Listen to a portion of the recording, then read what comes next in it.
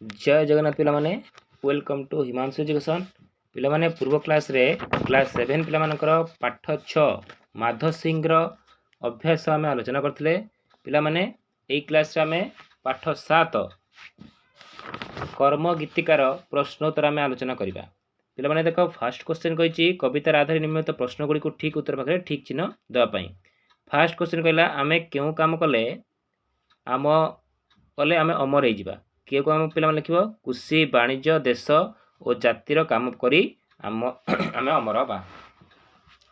2 number कहला आमे किपरि विजयी हेबा लिख बारंबार अभ्यास करी बुझा पड़ा आमे क्यों काम करी जस करिबा पिला लिख आलस्य तेजी मैं आलस्य को त्याग करी काम रे लागि पड़ले। 4 नंबर कहिची पारिबी नाही कथा धरना मुखे ए कविता ठीक अर्थ होची कोन लिखा पिला माने कोनोसी काम करि पारिबी नाही बोली तुमे मुहरे कह ना बुझा पड़ा तारे पद्यांश आलोचना एटा पिला माने सरलार्थ दुईटा देछि एका दिन के केई होई कि बड़ एका होई कि केही कि जिणिछि गड़ है कि उक्त पद्यांशटी पठित सप्तम श्रेणी साहित्य बहिर थिबा कर्म गीतिका कवितारू आसी अछि। एठारे कवि रामकृष्ण नंद बड़ होबाक हेले सेतिपई परिश्रम जतिकी करिया पड़े सेतिकी समय मध्ये लागि थाए आ अन्य पक्षरे कि एकुटिया है कि लड़ाई कले युद्ध केबे जीति परिबो नाही बोली एठी कहिसंती कोन कहिसंती आ गोटे पैराग्राफ लिखिबो एठारे रामकृष्ण नंद कवितार बुझाइसंती जे कोनोसे काम गोटिए दिन बा एकुटिया करी सेथिरे विजय लाभ करिबा असंभव व्यापार अर्थात प्रत्येक सफलता पछरे दिन रातिर परिश्रम जेपरि रही थाए सेपरि सामूहिक उद्यम मध्य कार्य करथाए बुझा पड़ला। तापरे आ गोटे सलार्थ देछि पिला माने शरीर मन रख प्रफुल्लता सदा तेबे सीना जिणिब सकल बाधा से पिला माने हेडिंग करिवो उक्त पद्यांशटी पठित सप्तम श्रेणी साहित्य बहिर थिबा कर्म गीतिका कवितारू आसी अछि। एठारे कवि तुमर किए थिले ना रामकृष्ण नंद कोन वर्णना करछंती ना कार्यर सफलता पाइबा खेले प्रथमे शरीर को आ मन को प्रफुल्लित रखिया को पड़िबो माने शरीर सुस्थ रखिया को पड़िबो शरीर को प्रथमे सुस्थ रखी शक्ति संचय करिया को पड़िबो और विद्या बुद्धि रे मन को उज्जवल रखिया को पड़िबो ताहाले मन सब बेले प्रफुल्लित रहिबो आ करूथुवा प्रत्येकटी कार्य सफलता मिलिबो बुझा पड़ला। एई फरि भाबे कवि जे कोनसी कार्य सफलता पछरे कार्य करथुवा उपरोक्त दुईटी कारणरू देश पिला मानकर सम्मुखीन प्रकाश करछंती बुझा पड़ीगला। तापरे क स्तंभ सहित ख स्तंभ तापर कहिछि कि निम्न रे क स्तंभ रे केते धाडी दियैछि ख स्तंभ तार अर्थ देइछि हैला कि ताको हमें जॉइंट करिबा विभु करुणा लभी जिणिए धरा यार पिला माने सठिक उत्तर हबो प्रभु को आशीष लाभ करी ए पृथ्वी रे विजयी हुओ। 2 नंबर कहिछि जेझा कर में लाग दिवस राति पिला माने लिखियो दिन राति निज काम रे लागि रुओ। 3 नंबर कहिछि धीर पानी जेसने काटे पत्थर यार अर्थ लिखियो पिला माने धीर स्थिर होई कार्य कले सफलता अवश्य मिलिबो।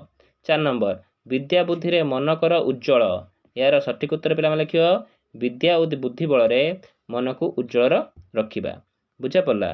तापर काल परिवर्तन करिबा पिला माने जोला में इंग्लिश रे गो वेंट गन सेबा करंती एठी सेबा ओडिया रे वर्तमान काल अतीत काल भविष्यत काल कोन हबो देखिबा देखो जिणीछि र कोन हबो जिणीली जिणीबी रहिछि रहिला रहिबो धरिछि धरिला धरिबो सेबा लागिछि लागिला लागिबो पारिछि पारिली पारिबो करिछि करिला करिबी बुझा पड़ला।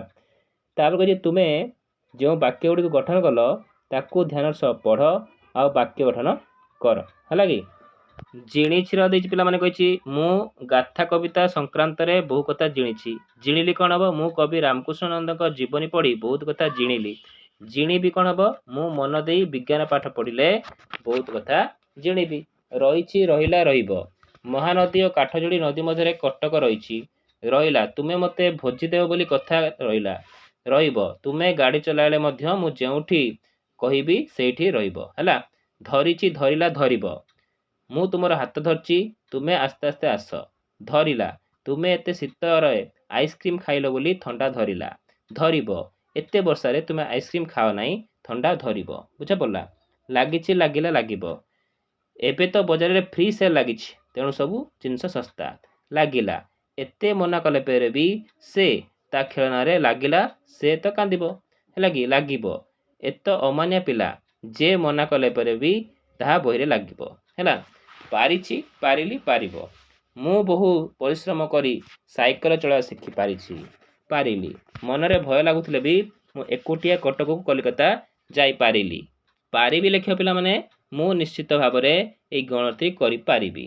କରିଛି କରିଲା କରିବି। ଏ ଚିତ୍ରଟି ମୁଁ କରିଛି। କରିଲା ଲେଖିବ ପିଲାମାନେ ବାପା ଗାଳି ଦେବେ ବୋଲି ସେ ବସି ବସି ଟେନ୍ସ ମୁଖସ୍ଥ କରିଲା। କରିବି ଲେଖିବା ଆଜି ରାତି ସୁଦ୍ଧା ଯେପରି ହେଉ ମୁଁ ମୋର ସ୍କୁଲ ପାଠ କରିବି। ବୁଝାପଡ଼ିଲା। ତାପରେ ଦେଇଛି ନିମ୍ନରେ କେତେ ଗୁଡ଼ିଏ ଶବ୍ଦ ଦିଆଗଲା ସେଗୁଡ଼ିକୁ ବଚନ ପରିବର୍ତ୍ତନ କରି ବାକ୍ୟରେ ବ୍ୟବହାର କର।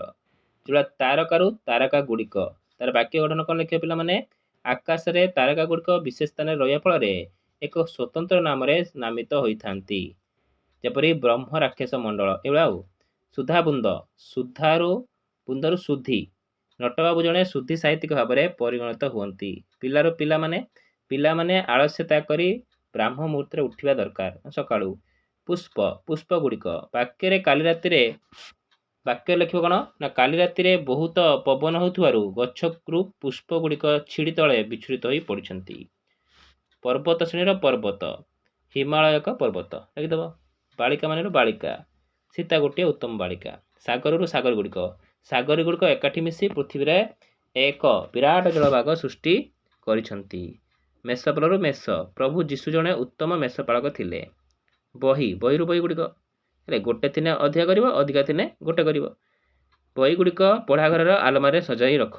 ଝିଅ ଅଛି ଝିଅମାନେ ଲେଖିଦେବ। ଝିଅମାନେ ପୁଚି ଖେଳିବାକୁ ଭଲ ପାଆନ୍ତି। ମା ମାନେ ସବୁବେଳେ ସ୍ନେହୀ ଓ ସନ୍ତାନ ପ୍ରିୟ ହୋଇଥାନ୍ତି। ବୁଝାପଡ଼ିଲା।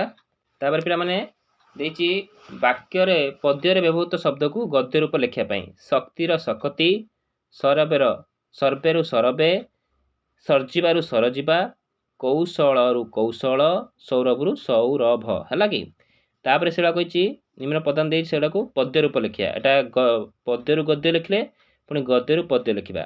ଅରଜିବରୁ ଅର୍ଜିବି ମୁକତିରୁ ମୁକ୍ତି ଗରଭେ ଗର୍ଭେ ଧର୍ମେରୁ ଧର୍ମେ କୀରତି କୀର୍ତ୍ତି ଗୌରବ ଗୌରବ। ବୁଝାପଡ଼ିଲା।